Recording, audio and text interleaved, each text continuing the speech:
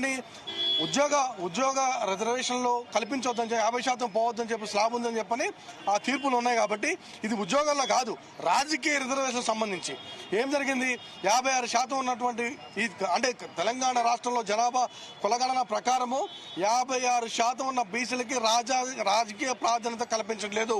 రాజకీయ ప్రాధాన్యత సరైనటువంటి విధానం లేదు కాబట్టి వారికి అన్యాయం జరిగింది. కాబట్టి వారి 42% ఇవ్వాలని చెప్పని ఈ కాంగ్రెస్ ప్రభుత్వం తీసుకున్న నిర్ణయం ఏదైతుందో అది చట్టబద్ధంగా, న్యాయబద్ధంగా, ధర్మబద్ధంగా ఉంది. కాబట్టి ధర్మం మాకెళ్ళింది, న్యాయం మాకెళ్ళింది. కాబట్టి ఖచ్చితంగా మేము గెలిచే అవకాశం ఉంది.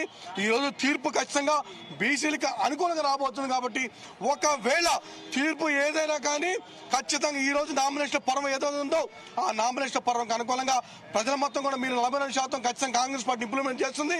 ఒకవేళ టీఆర్ఎస్ పార్టీ, బీజేపీ కనుక దీన్ని ఇంప్లిమెంట్ చేయకుండా వాళ్ళ కనుక ఇవ్వకపోతే వాళ్ళ ఈపులు మూతలు మోగే విధంగా జిల్లా కమిటీల జిల్లా అధ్యక్షులు మొత్తాన్ని కూడా టీఆర్ఎస్ పార్టీ, బీజేపీ పార్టీ జిల్లా అధ్యక్షులు ఈపులు బద్దలయ్యేటట్టుగా బీసీలు మొత్తం కొట్టాలని చెప్పి పిలుస్తున్నాం మేము. ఎందుకంటే 42% కాంగ్రెస్ పార్టీ అమలు చేస్తుంటే మీ 42% మీరు ఇవ్వాలి. ప్రజాస్వామ్య వ్యవస్థలో ప్రపంచ కుగ్రామం అయిపోయినటువంటి ఈ తరుణంలో 60%, 56%, 60% మంది బీసీలు ఈ రాష్ట్రంలో ఉంటే మీరు సరైన ప్రాధాన్యత కల్పించకుండా వారికి మేము బీఫారం ఇయ్యము, వారు 42% మేము ఇవ్వని చెప్పని టీఆర్ఎస్ వాళ్ళు, బీజేపీ వాళ్ళు కనుక అంటే బీసీ సమాజం మొత్తం వాళ్ళ ఈపును ఇమాల మోతలు మోగించాలని ఈ సందర్భంగా ఈ హైకోర్టు ముందు నుంచి విజ్ఞప్తి చేస్తున్నాం. బీసీ వ్యక్తులుగా బీజేపీ, బీఆర్ఎస్ ఇప్పటికే వాళ్ళ స్టాండ్ తెలియజేసింది కదా బీసీల విషయంలో. ఆల్రెడీ మేము మద్దతు తెలియజేస్తా ఉన్నాం, మాకు కూడా రిజర్వేషన్లు కావాలని. ఒకవేళ కానీ కోర్టుకు రాలేదు, కానీ ఫిజికల్ గా వాళ్ళ ఇప్పుడు ఏదైతే ప్రతివాదులుగా ఉన్నారో వాళ్ళ వెనక బీజేపీ, టీఆర్ఎస్ పార్టీ హస్తం ఉంది. వాళ్ళ వ్యక్తులే, వాళ్ళ సంబంధించిన వ్యక్తులతో మీరు కోర్టులో కేసు వేయించి దొంగ నాటకాలు ఆడుతున్నారు. మీరు నిజంగా మీకు చిత్తశుద్ధి ఉంటే మీరెందుకు ఇన్ఫిట్ కాలేదు, మీకు కాలేదు, మీరెందుకు ఇక్కడ వచ్చి మీరు అనుకూలంగా మీరెందుకు కాలేదు, మీరు కోర్టు రారు. ఈ రాష్ట్రానికి సంబంధించినటువంటి బీజేపీ శాఖ అధ్యక్షులు ఆయన ఒక అడ్వకేట్ అయ్యిండు కూడా కనీసము ఆయన ఎక్కడ అనుకూలమైన వ్యాఖ్యలు మాట్లాడుకుని ఇష్టం వచ్చిన మాట్లాడుతున్నారు ఈరోజు. అందుకని ఖచ్చితంగా 42% అనేది ఇంప్లిమెంట్ చేయాల్సిందే. కోర్టు మనకు అనుకూలంగా ఉంటుంది. ఒకవేళ ఏదైనా తీర్పు రిజర్వ్ అయినా కానీ 42%గా మీరు కూడా ఏదైతే బీసీలకు అనౌన్స్ చేసినో అక్కడ బీసీలు మీరు టికెట్లు ఇవ్వాల్సిందే. ఇవ్వకపోతే మాత్రం మీ ఈపులు పగులుతీ గ్యారెంటీగా. ఇది మాత్రం పక్క. పార్టీలను హెచ్చరిస్తున్నారా? బీసీలుగా హెచ్చరిస్తున్నాం. ఏ పార్టీని? టీఆర్ఎస్ పార్టీని, బీజేపీ పార్టీని బీసీలుగా హెచ్చరిస్తున్నాం మేము. కాంగ్రెస్ పార్టీ ఇస్తామని చెప్పి ఒప్పుకున్నారు. కాంగ్రెస్ పార్టీ అనౌన్స్ చేశారు, 42% పెట్టారు. రేపు పొద్దునపూట ఒకవేళ తీర్పు రిజర్వ్ అయినా కానీ 42% ఏదైతే అనౌన్స్ చేశారో దాని ప్రకారం సీట్ ఇచ్చే అవకాశం ఉంది. కాబట్టి టీఆర్ఎస్, బీజేపీ కూడా దాని అనుకూలంగా ఇవ్వని చెప్పి మేము విజ్ఞప్తి చేస్తున్నాం, హెచ్చరిక కూడా చేస్తున్నాం మేము.